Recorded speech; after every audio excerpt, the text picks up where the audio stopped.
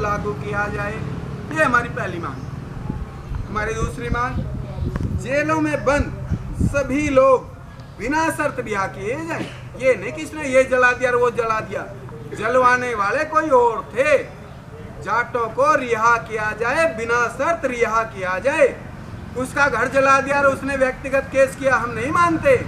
तुमने उस बीजेपी के एमपी और उसकी ब्रिगेड को अरेस्ट क्यों नहीं किया, जबकि हमने आपको 1.5-2 महीने पहले बता दिया था। दंगे तो उसका दुष्परिणाम था, दंगे तो होने थे, दंगे तो सरकार ने कराए थे। और जब दंगे सरकार कराएगी और सरकार ही उनका सामान भी लूटेगी, तो जाटों को बदनाम क्यों करते हो, जाटों को जेल में क्यों डालते हो? इसलिए बिना शर्त सभी जाटों को रिहा करो।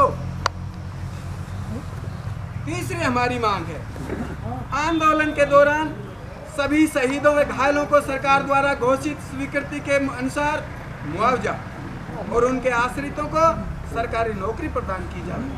शहीदों को शहीद का दर्जा दिया जाए। अभी चौथी मांग है अपनी, जाट आरक्षण संविधान की 9वीं अनुसूची में डालकर, इसे हमने पहले भी रखा था, इसे स्थायी बना। राज्य व केंद्र सरकारें अपने अपने वादे निभाए, इसे तुरंत लागू कराएं। जाट समाज को बार बार आंदोलन करने को कर देश व जाट समाज का समय व पैसा बर्बाद ना करें। अतः इसे प्राथमिकता के तौर पर लेते हुए इसी बजट सत्र में विधेयक पारित करा लागू करें। अगर किसी प्रोविजन के कारण high court, supreme court Jat आरक्षण से रोक हटा जाटों को न्याय देने में असमर्थ हैं, तब जिस तरह पंजाब ने पंजाब विधानसभा में SYL पर विधेयक पारित कर सुप्रीम कोर्ट के फैसले को दरकिनार कर हरियाणा को आज तक पानी नहीं दिया, जिस तरह जल्लीकट्टू पर तमिलनाडु सरकार ने अध्यादेश लाकर सुप्रीम कोर्ट की रोक को दरकिनार कर जल्लीकट्टू शुरू किया, वैसे ही जाट आरक्षण पर भी हरियाणा व केंद्र सरकार विधेयक लाकर जाटों को आरक्षण का लाभ देना शुरू करें, कोर्ट का बहाना न बनाए। क्योंकि भारत की यूपीए व एनडीए दोनों ही सरकारें जाटों को आरक्षण दे चुकी हैं, तब कोर्ट द्वारा इस पर स्टे देने का कोई औचित्य बनता ही नहीं। अगली मांग है हमारी, जो लोग डरा धमका उकसा हमारे प्रजातांत्रिक मौलिक अधिकारों का हनन कर हमें गुलामों की तरह ट्रीट कर पहले भी व आज भी हमारा शोषण दमन करने व दंगा भड़काने में लगे हैं, ऐसे व्यक्तियों, संगठनों, MP, MLA, मंत्रियों, जजों व प्रशासनिक अधिकारियों, जिसमें आपके पास में कोई भी अफसर आता है वो सब शामिल हैं, को धरने से पहले गिरफ्तार कर जेल भेजा जाए। वो उनको तो जेल नहीं भेज रहे, हमें बोलते परमिशन ले लो। ये कहाँ का कानून है, ये कौन सा संविधान है, ये कौन सा प्रजातंत्र? सातवीं मांग हमारी है, अधिकारियों की यह धमकी ध्यान देने योग्य बात है। 2 DC ऐसे हैं हमारे हरियाणा में जिन्होंने ये धमकी दी है। अधिकारियों की यह धमकी कानून व्यवस्था और शांति बनाए रखने में प्रशासन की मदद नहीं करने या विपरीत दिशा में काम करने पर सरपंची पूरी नहीं हो पाएगी। ऐसी पावर मेरे पास है। अरे DC महोदय, वाह, तुम संविधान से बड़े हो गए, तुम तानाशाह हो गए, तुम खुदा हो, तुम्हारे बाप के गुलाम है पंच सरपंच। शर्मानी चाहिए ऐसा DC को उसी वक्त पद विमुक्त करके उसी वक्त सस्पेंड करके उसको जेल भेज देना चाहिए ऐसे DC को। उसके आगे आते हैं एक अन्य DC महोदय, कहते हैं यदि कोई युवा जाट आरक्षण धरना प्रदर्शन में सम्मिलित पाया जाता है तो उसे नौकरी पाने में परेशानी उठानी पड़ेगी। जी वाह। इसके अलावा पुलिस वेरिफिकेशन में चरित्र वेरिफिकेशन नहीं हो पाएगा। जी वाह, बड़े तानाशाह हो, अंग्रेज हो, मुगल हो या हिंदुस्तान का DC हो, ये कौन सी भाषा है? ये तो प्रजातंत्र की भाषा नहीं है। इसके अलावा जो समाज में इस तरह की भाषा करते हैं, मैं दोबारा दोहराता हूँ इस बात को, यदि कोई युवा जाट आरक्षण धरना प्रदर्शन में संलिप्त पाया जाता है तो उसे नौकरी पाने में परेशानी उठानी पड़ेगी। इसके अलावा पुलिस वेरिफिकेशन व चरित्र वेरिफिकेशन नहीं हो पाएगा। एक आतंकवादी सरगना की भूमिका अदा कर रहे हो डीसीओ। फिर तो तुम्हें ओसामा बिन लादेन बन के काम करना चाहिए। हिंदुस्तान में आपके लिए डीसी महोदय जगह नहीं है, हिंदुस्तान में प्रजातंत्र है। ऐसे डीसी समाज में वेमनेस फैला दंगा भड़काने की मानसिकता रखते हैं। क्या इसका अभिप्राय यह है कि जब दुश्मन, अगर हम इन डीसीओं की बात मान लें तो इसका अभिप्राय यह हो गया कि जब दुश्मन हमारी सेना को ललकारे, जब दुश्मन के साथ हमारा झगड़ा हो रहा है, हम दुश्मन पे अटैक करें और दुश्मन हमारी सेना को ललकारे, तो क्या हम बंकरों में जाके बैठ जाए हमारी फौज? अगर नहीं तो फिर जाटों से ऐसी अपेक्षा क्यों करते हो साहब? जब पाकिस्तान से लड़ाई हो जाए और पाकिस्तान हमें ललकारे तो बोलते हैं उनको मारो, और जब वही जाट अपने हक की आवाज उठाते हैं तो बोला वेरिफिकेशन कैसे कराओगे, नौकरी कैसे पाओगे? ये कैसा प्रजातंत्र? जबकि वहीं ये धमकियां देने वाले कर्मचारी, अधिकारी, जज व मंत्री आदि सभी ऐसा केवल तुच्छ तत्कालीन स्वार्थ पूर्ति हेतु कर रहे हैं कि इनकी एसीआर अच्छी हो जाए, इनको मंत्री बना दे, इनको कहीं अगर मंत्री नहीं बना पा रहे तो कहीं सेक्रेटरी वैक्ट्री बना दें। ये अपनी इस छोटी सी लालच में और हमारे जाट समाज को गुलाम बनाना चाहते हैं। ऐसे वेमनेस फैलाने वाले देशद्रोही का देश हित से कोई लेना देना नहीं है। इन डीसीओं का, इनका शांति बनाए रखने का एक ढोंग है। अतः सरकार व प्रशासन जाट समाज को धमकाना तथा जाट कर्मचारी अधिकारियों को बदली व सस्पेंड कर प्रताड़ित करना तुरंत बंद करें। जाट विरोधी मानसिकता रख जाति वेमनेस फैलाने वाले, वैसी धमकियां देने वाले देशद्रोही कर्मचारी अधिकारियों, जजों, एमपी, एमएलए व मंत्रियों को प्रमोशन देना बंद करें। उन पर मुकदमे दर्ज कर उन्हें जेल भेजकर सरकार प्रशासन राजधर्म का पालन करे। इस प्रकार कार्यपालिका, विधायिका एवं न्यायपालिका बैठे दोषी लोगों के विरुद्ध देशद्रोह सहित उचित कार्रवाई करें। ये हमारी 7वीं मांग है। 8वीं मांग है कि हरियाणा में देश को 13 सितंबर 2010 से हिंसा व आगजनी व जातीय दंगों में झोंकने के प्रथम दोषी तत्कालीन हिसार एसपी जो आईजी करनाल हैं आज, उनको तुरंत बर्खास्त करें। उस पर देशद्रोह का मुकदमा दर्ज कर उससे हरियाणा में देश को हुई आर्थिक क्षति की भरपाई कराएं। ये हमारी 8वीं मांग है, क्योंकि आग उसने लगवाई थी। बोलते हैं अखबारों में छपवा देते हैं कि उसकी भरपाई जाटों से करवाएंगे। ये दंगा भड़काने वाला एसपी है तो भरपाई जाटों से कराओगे? अगली है 35 बरादरी ब्रिगेड बना, जाट समाज व संसद का अपमान कर हजारों वर्षों से साथ रहती आई विभिन्न जातियों में वेमनेस फैला, दंगे करा, देश की एकता व अखंडता को खतरे में डालने वाले कुरुक्षेत्र से बीजेपी सांसद व उसकी ब्रिगेड के विरुद्ध देशद्रोह का मुकदमा दर्ज कर दंडात्मक कार्रवाई करें। इनसे फरवरी 2016 में हुए दंगों के नुकसान की भरपाई कराई जाए इस सांसद और इसकी ब्रिगेड से। बोलते हो जाटों से कराएंगे इसकी भरपाई? इसकी भरपाई इस सांसद और इसकी ब्रिगेड से कराई जाए, ये हमारी 9वीं मांग है। और इस सांसद की संसद सदस्यता भी रद्द की जाए। इसको तो सिक्योरिटी देते हैं। 10वीं बात, और आप मानेंगे कि हिंदुस्तान में अगर कोई अपराध करता है और उसको कोई शरण देता है तो उस शरण देने वाला भी उतना ही दोषी होता है जितना अपराध करने वाला है। जब ये सांसद उसकी 35 बरादरी ब्रिगेड जाटों व देश की संसद का अपमान करते हैं तो इसको शरण देने वाले हरियाणा के मुख्यमंत्री और भारत के प्रधानमंत्री का दोषी,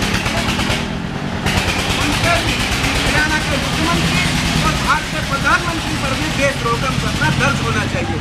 ये हम राष्ट्रपति महोदय से मांग करेंगे और सुप्रीम कोर्ट से मांग करेंगे।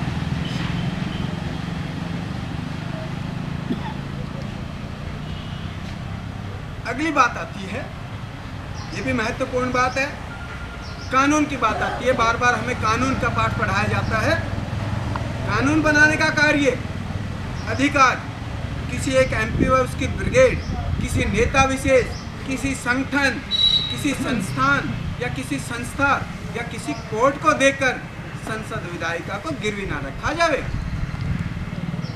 वरन प्रजातंत्र में कानून बनाने का अधिकार स्वयं संसद विधायिका अपने पास रखे और समाज हित में समाज के लिए कानून बनाए, ना कि किसी भी संस्था द्वारा कानून बना कानून से समाज बनाने की कोशिश की जावे और किसी जाति विशेष का शोषण दमन किया जाए।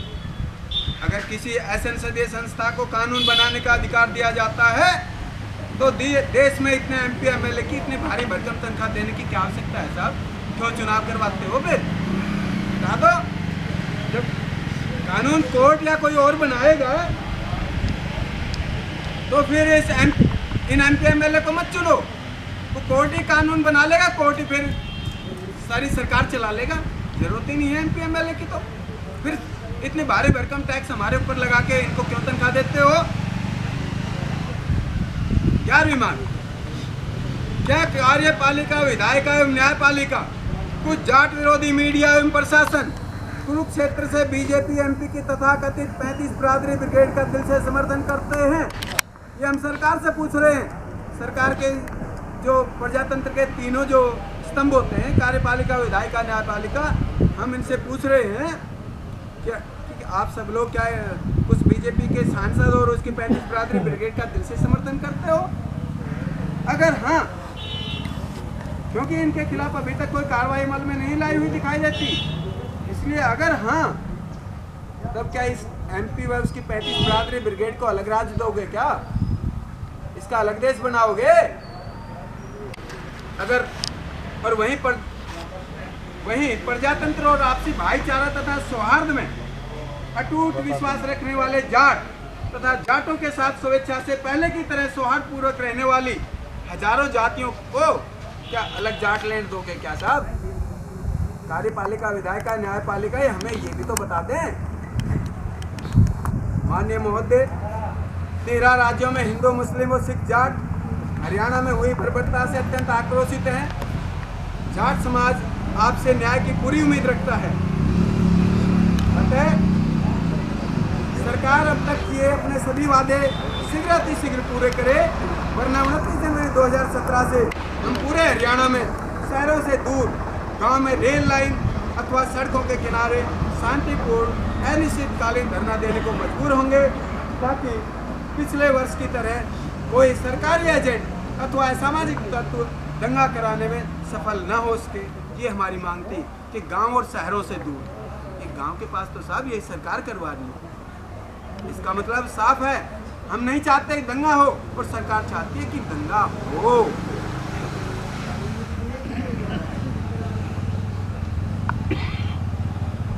और इसी वजह से हम दूर करना चाहते हैं ताकि किसी को कोई बाधा तकलीफ भी ना पहुंचे। हालांकि इसके बावजूद भी सरकार ने समाज को उकसाने भड़काने की कोई कार्रवाई की तो इसके जिम्मेवार स्वयं सरकार होगी, क्योंकि जाट समाज को अब वादे आश्वासन निर्णय नहीं चाहिए, अब सिर्फ और सिर्फ न्याय चाहिए। जाट समाज, प्रशासन व सरकार, कार्यपालिका, विधायिका और न्यायपालिका द्वारा जारी सिर्फ उन्हीं प्रजातांत्रिक कानूनों, नियमों व आदेशों को मानने को बाध्य होगा जो अब तक मांगे अथवा बिना मांगे किसी भी अन्य जाति को दिए आरक्षण के पक्ष विपक्ष में हुए आंदोलनों में लागू किए गए थे। ये नहीं कि किसी को तो बिना मांगे आरक्षण दे दिया, किसी को मांगने पर दिया, तो किसी को चुपचाप आंदोलन करने दिया, कुछ नहीं किया, किसी पे थोड़ा बहुत लाठी चार्ज कर दिया, तो हमारे ऊपर सीधे गोली चलाओगे? उसको, उस कानून को, उस आदेश को नहीं मानेंगे। हमारा प्रजातांत्रिक अधिकार है कि सबको समान रखा जाए और हमारे साथ भी वही ट्रीटमेंट दिया जाए, वही व्यवहार किया जाए जो अन्य जातियों के साथ किया गया, अन्य आंदोलनों में किया गया। जाटों को गुलाम समझ ऐसा व्यवहार करना तुरंत बंद करें। जाट किसी के गुलाम नहीं है। इसके अतिरिक्त प्रशासन व सरकार, कार्यपालिका, विधायिका, न्यायपालिका द्वारा जारी किसी भी आदेश, कानून जिसे जाट समाज की अपने हक जाट आरक्षण व उससे संबंधित मांगे हेतु उठाई जा रही आवाज को दबाने व जाटों के शोषण दमन व प्रजातांत्रिक अधिकारों के हनन के लिए बनाया गया हो, जाट समाज उसका पालन नहीं करेगा। इसके विपरीत जाट समाज ऐसे कानून बनाने व लागू करने वालों के विरुद्ध देशद्रोह का मुकदमा दर्ज कराएगा, जिसमें डीसी साहिबान वगैरह सभी आ जाएंगे। एवं अंतर्राष्ट्रीय मानव संगठनों का सहयोग लेने से भी जाट समाज नहीं हिचकिचाएगा, क्योंकि ये हमारा प्रजातांत्रिक अधिकार है। अपने प्रजातांत्रिक हकों को बहाल करवाने हेतु चाहे कोई भी कुर्बानी क्यों ना देनी पड़े, जाट समाज उसके लिए तैयार है। जाट समाज किसी भी तानाशाह के सामने ना झुका है ना झुकेगा। इस अति आवश्यक कार्रवाई हेतु दी जा रही इस अति आवश्यक सूचना के बावजूद भी अगर कोई अनहोनी होती है तो उसके जिम्मेवार प्रशासन सहित आप सभी ऊपर वाले जो 7 संस्थाएं हैं, राष्ट्रपति, प्रधानमंत्री, मुख्यमंत्री और हाईकोर्ट, सुप्रीम कोर्ट के चीफ जस्टिस जिम्मेवार होंगे। उसके जाट समाज जिम्मेवार नहीं होगा उसका। इसके साथ हमने अपना धरना स्थल बताया था और टाइमिंग अपने ज्ञापन में मांग रखे थे कि रेवाड़ी जिला धरना स्थल और समय व स्थल जाट आरक्षण भवन, रानोली, प्राणपुरा, किशनपुर में 29 जनवरी 2017 को प्रातः 11 बजे से वादों, आश्वासनों व किसी निर्णय की अपेक्षा न्यायपूर्ण स्थायी समाधान होने तक या न्याय मिलने तक शांतिप्रिय धरना जारी रहेगा, क्योंकि अब निर्णय नहीं, सिर्फ न्याय चाहिए। जय हिंद, जय जाट, जय जवान, जय किसान, जय हिंदुस्तान। ऊपर आ जाओ, ऊपर आ जाओ ना, ऊपर आ जाओ, ऊपर।